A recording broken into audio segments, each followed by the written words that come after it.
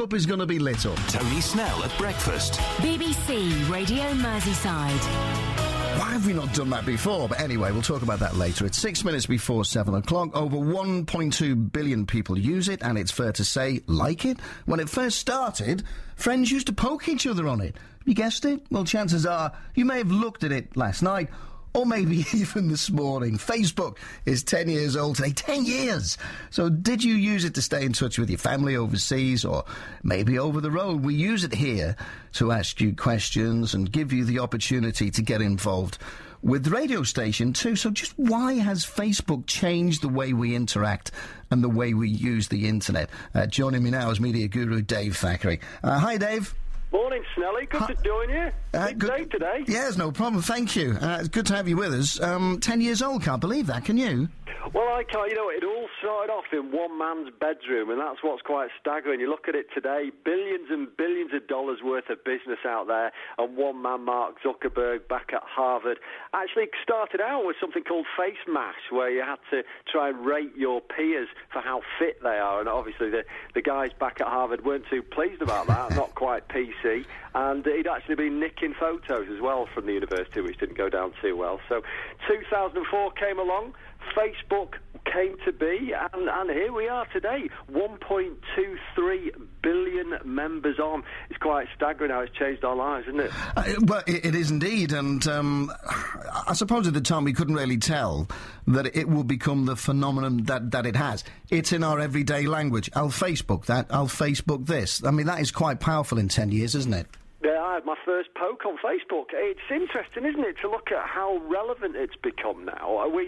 Not a day goes by without going on there and checking what your friends are on. And the thing is this relevance, Tony, that actually makes such a difference to our lives. We go on there and we'll always find something about a friend, about somebody we know, about a brand that we love that actually injects some kind of excitement into our lives. And I'm glad to say, though, 10 years on, Facebook is starting to change, finally. We're getting rid of that blue bar in favour of everything going mobile. So the fact of the matter is, it's actually going to be everywhere, even more places in our lives. There is no escape from Facebook as it continues its dominance and spreads across the world. Now, sometimes, if I was to add up the amount of time I've spent on it, family, friends, got friends up and down the country, all over the world, and you keep in touch that way. And we use it for work as well. We do use it for work, and we find it very, very useful for work too. But I would frighten myself if I added up the time I've not necessarily wasted, but spent on there.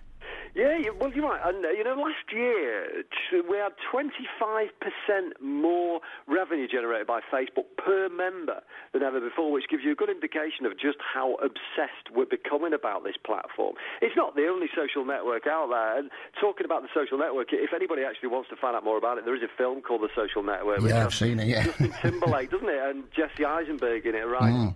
Just goes to show, I think that's indicative of just how important it is. But, can you imagine somebody making a film about Sir Clive Sinclair back in our lifetime when the Spectrum came out? It's not likely, but it's become so ingrained. People are literally panicking if it goes down for a moment because it's like a life support mechanism being ripped away from us. But yesterday we saw the launch of Paper, which is Facebook's Creative Lab's effort at making it a lot more relevant and a lot more useful to us wherever we are. It effectively turns Facebook into an online magazine for our tablets and for our smartphones.